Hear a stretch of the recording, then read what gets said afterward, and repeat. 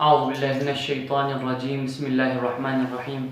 अस्सलाम वालेकुम फ्रेंड्स, उम्मीद है आप सब खैरियत से होंगे। आज मैं आपके खिदमत में हाज़िर हुआ हूँ 9th क्लास की बुक इंग्लिश ग्रामर लेके। जैसा कि आप जानते हैं, हमने पिछले लेक्चर्स में हम टेंसेस के बारे में डिस्कस कर रहे थे और हमने प्रेजेंट टेंस के बारे में सब कुछ पढ़ लिया था, मुकम्मल कर लिया था। हमने पास्ट टेंस के भी पास्ट सिंपल टेंस को कंप्लीट कर लिया था। आज हम पढ़ेंगे past continuous tense. Past continuous tense हम कहाँ इस्तेमाल करते हैं, इस बारे में थोड़ी गुफ्तगू और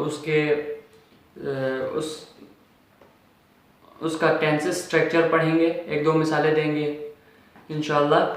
तो हम इस्तेमाल करते हैं past continuous tense. We use the past continuous tense to talk something, to talk about something which was in progress in the past। माजी में किसी काम की जारी हालत को बताने के लिए हम पास्ट कंटिन्यूस टेंस को इस्तेमाल करते हैं। इसका टेंसेस स्ट्रक्चर क्या है? इसका tenses structure subject plus helping verb plus verb object. तो हमारे पास एग्जांपल है, द कैट वाज क्लाइंबिंग, बिल्ली चढ़ रही है, बिल्ली चढ़ रही है। और हमारा नेक्स्ट मिसाल देते हैं, they were laughing at the joker, वो जोकर हंस रहे थे। हमने इस बारे में पढ़ लिया। इसकी उर्दू में क्या निशानी है? उर्दू में इस टेंस की निशानी ये है कि जुमले के आखिर में रहा था, रही थी, रहे थे वगैरह आ जाए, या सब्जेक्ट सिंगुलर के साथ वास या प्लूरल सब्जेक्ट के साथ वेयर इस्तेमाल किया जाता है, यू के साथ वेयर इस्तेमाल किया जाता है। और अगर किसी वर्ब के आखिर में ई आए तो उसे हटाकर आईएनजी का इजाफा करते हैं, जैसे कम से कमिंग, टेक से टेकिंग। और इसी तरह अगर वर्ब के आखिर में कॉन्सोनेंट आए और उससे पहले एक वावेल हो तो आईएनजी का इस्तेमाल करने से पहले आखिर वाले कॉन्सोनेंट को डबल कर देते हैं, जैसे रन से रनिंग, स्टॉप स्टॉपिंग।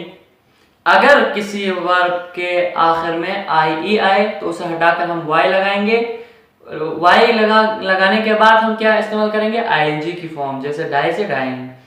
हमारे पास इसके एफर्मेटिव सेंटेंस में से एक एग्जांपल ये है कि ही वाज प्लेइंग बैडमिंटन, वो चिड़ी छक्का खेल रहा था। इसके आखिर में क्या आया? था। तो ये किस चीज का है?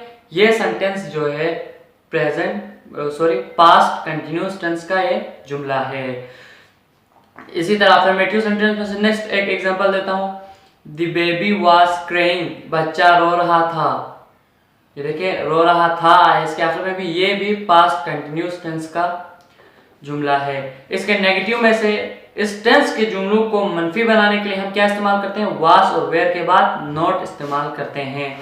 जैसे हमारे पास वी वेर नॉट चीटिंग, हम धोखा नहीं दे रहे थे आया, और इसमें क्या आया? वेयर के बाद नॉट आया।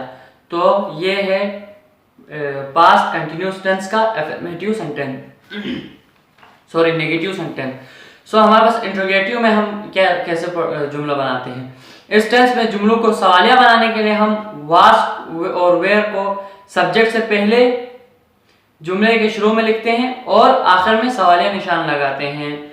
तो हमारे पास है वाज शी वीपिंग, क्या वो रो रही थी? ये पहले तो हमें ये पता चला कि ये किसी फीमेल के बारे में बात हो रही है, और फिर जो उन्होंने कहा था कि हम सब्जेक्ट से पहले वेयर वाज इस्तेमाल करेंगे, तो हमारे यहाँ पे क्या इस्तेमाल हो गया?